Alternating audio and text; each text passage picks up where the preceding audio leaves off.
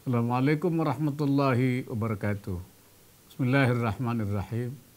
Yang saya hormati Menteri Koordinator Bidang Perekonomian, Menteri Keuangan, Menteri Pekerjaan Umum dan Perumahan Rakyat, Menteri Agraria dan Tata Ruang, Kepala Badan Pertanahan Nasional, Direktur Utama Bank Tabungan Negara, Komisioner Badan Pengelola Tabungan Perumahan, Ketua Umum dan jajaran pengurus DPP Real Estate Indonesia, para anggota Asosiasi REI, dan tamu undangan sekalian.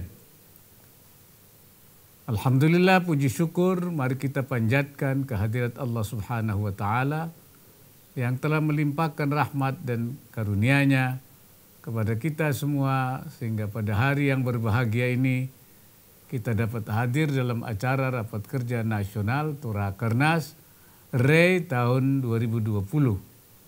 Tema yang diangkat yaitu strategi bisnis properti dalam menghadapi dampak pandemi COVID-19 dan implementasi Undang-Undang Cipta Kerja.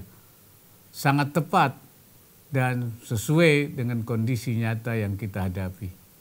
Saya harapkan melalui Rakernas ini, REI dapat merumuskan strategi bisnis yang tepat, doable, atau implementatif, sehingga bisnis properti dapat mulai bergerak dan bergairah kembali.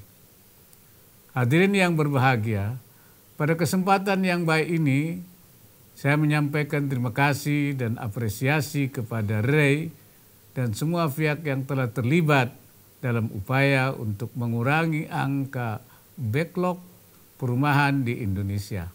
Apresiasi khusus saya sampaikan kepada para pengurus REI dan para pengembang yang tergabung dalam REI yang telah secara konsisten membuktikan diri sebagai asosiasi perumahan dengan capaian pembangunan perumahan terbesar di Indonesia.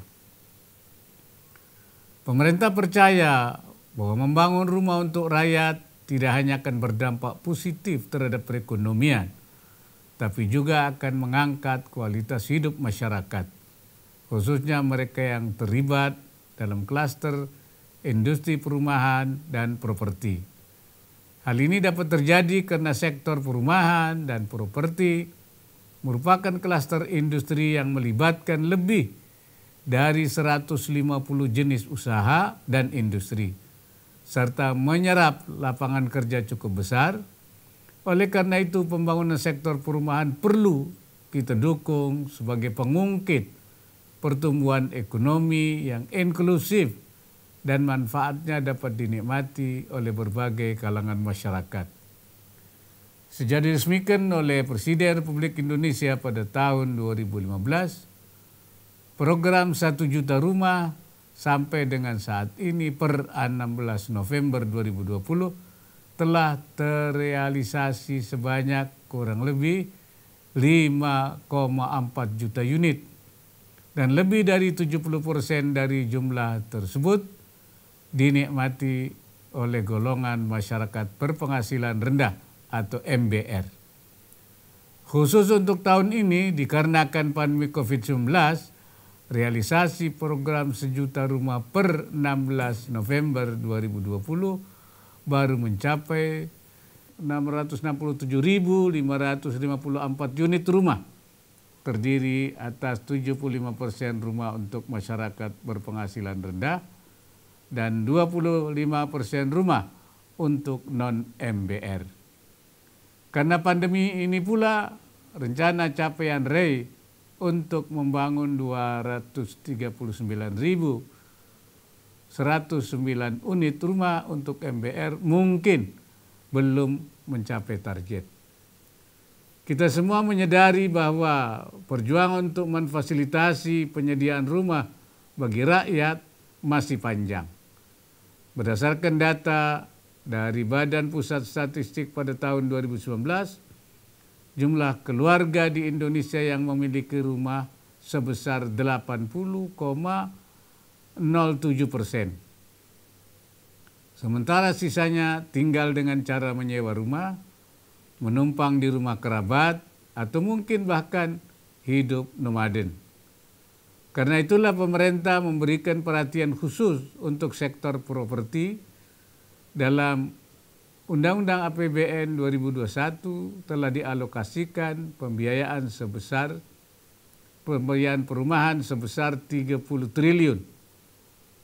Antara lain untuk skema subsidi selisih suku bunga SSB dan subsidi bantuan uang muka SPUM, pembiayaan dari KL untuk prasarana, sarana, dan utilitas, PSU, rumah umum dan rumah susun, peningkatan kualitas rumah swadaya, dan pembangunan baru rumah swadaya, serta fasilitas likuiditas pembiayaan perumahan FLPP sebesar 16,6 triliun rupiah untuk 157,5 ribu unit rumah.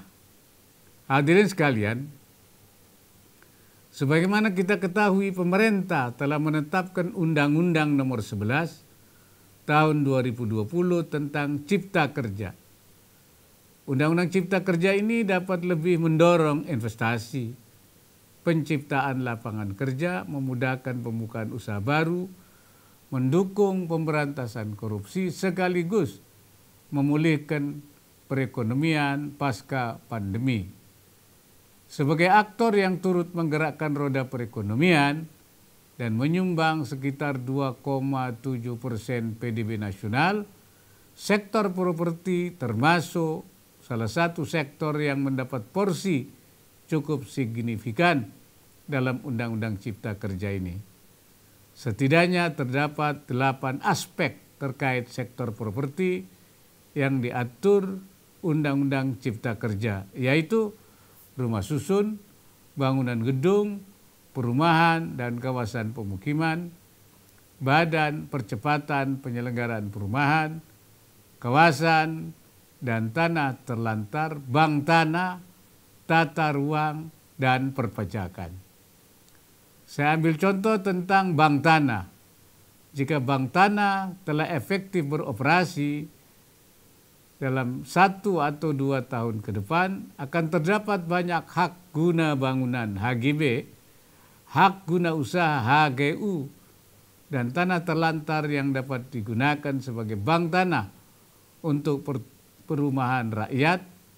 Bank tanah memungkinkan pemerintah untuk mengoptimalisasi tanah-tanah terlantar dan tanah-tanah tak bertuan untuk ditampung dan diredistribusikan kembali ke masyarakat. Undang-Undang Cipta Kerja mengamanatkan untuk membentuk peraturan pelaksanaan berupa peraturan pemerintah dan peraturan presiden yang wajib ditetapkan paling lama 3 bulan sejak Undang-Undang Cipta Kerja berlaku. Terdapat 40 RPP dan 4 Perpres turunan Undang-Undang Cipta Kerja. Saat ini pemerintah sedang melakukan serap aspirasi implementasi Undang-Undang Cipta Kerja ke beberapa daerah. Tujuannya selain memberikan sosialisasi juga menjelaskan implementasi melalui penyusunan peraturan pelaksanaan dan mendorong partisipasi publik untuk memberikan masukan dan tanggapan atas rancangan peraturan pelaksanaan. Dalam kesempatan ini saya menghimbau agar RE juga dapat secara aktif melakukan partisipasi serap aspirasi ini dengan memberikan masukan dan tanggapan atas rancangan peraturan pelaksanaan Undang-Undang Cipta Kerja demi perkembangan sektor properti Indonesia. Hadirin yang berbahagia, kinerja sektor properti selalu berjalan seiring dengan pertumbuhan ekonomi. Artinya, jika pertumbuhan ekonomi naik, maka kinerja sektor properti akan ikut naik. Begitupun sebaliknya. Tahun ini perekonomian menghadapi tantangan yang cukup berat, terutama akibat pandemi COVID-19. Pemerintah menyadari hal ini pasti berdampak pada penurunan pertumbuhan sektor properti. Oleh sebab itu, beberapa waktu yang lalu, saya bersama Menteri Koordinator Bidang Perekonomian, Menteri Keuangan, Menteri PUPR, Menteri ATR BPN, Menteri Dalam Negeri, Menteri BUMN, dan Menteri Perindustrian telah membahas berbagai alternatif kebijakan guna meningkatkan efektivitas kebijakan pertumbuhan dan membangkitkan sektor properti di Indonesia.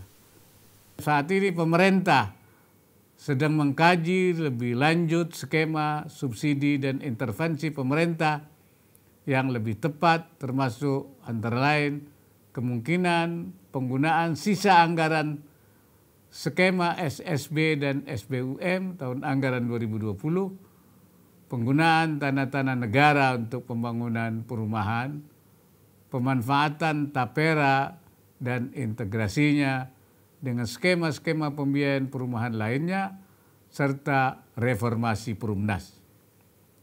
Pada masa pandemi ini dan dalam upaya pemulihan ekonomi diharapkan pembangunan perumahan khususnya bagi MBR menggunakan skema padat karya agar memberikan pekerjaan dan manfaat langsung kepada masyarakat.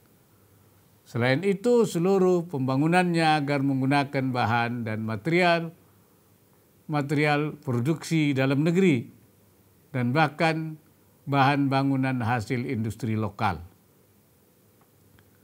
Bapak Ibu, para peserta Rakernas REI yang berbahagia, pandemi ini juga telah mengajarkan kepada kita untuk menjadi lebih cepat dan lebih adaptif terhadap teknologi. Oleh sebab itu, strategi yang perlu dilakukan di era pandemi saat ini, khususnya bagi dunia usaha, adalah melakukan intensifikasi dan ekstensifikasi aktivitas pekerjaan menggunakan teknologi media elektronik dan digital. Tidak hanya Bapak Ibu, kami pemerintah pun saat ini telah melakukan percepatan dalam mengimplementasikan berbagai perizinan dan approval dengan menggunakan teknologi elektronik dan digital. Saya harapkan dengan teknologi digital proses perizinan menjadi lebih cepat, dapat mengurangi potensi pungli dan lebih sesuai dengan tuntutan generasi milenial yang melek teknologi digital yang jumlahnya saat ini diperkirakan 1/3 dari jumlah penduduk Indonesia.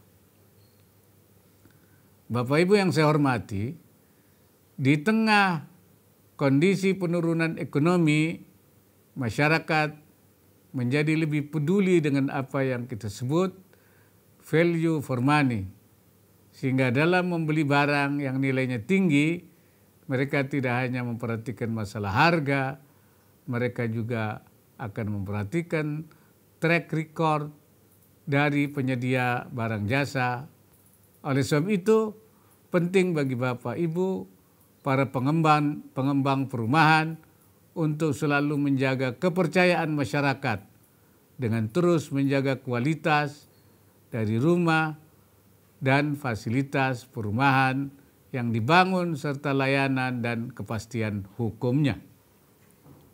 Hadirin yang berbahagia, pada akhir sambutan ini saya ingin mengajak Bapak Ibu sekalian secara bersama-sama berkontribusi, bersinergi, dan berlomba-lomba dalam kebaikan untuk menjadikan negeri Indonesia ini menjadi lebih baik.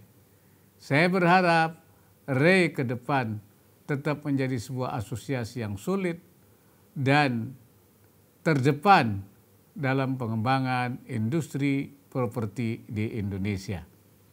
Selain itu, dari rapat kerja nasional ini, saya harapkan lahir ide-ide segar dan usulan yang dapat disampaikan kepada pemerintah untuk pengembangan sektor properti di Indonesia yang lebih baik. Terima kasih, dan dengan mengucapkan Bismillahirrahmanirrahim, acara Rapat Kerja Nasional REI tahun 2020 secara resmi saya nyatakan dibuka. Wassalamualaikum warahmatullahi wabarakatuh.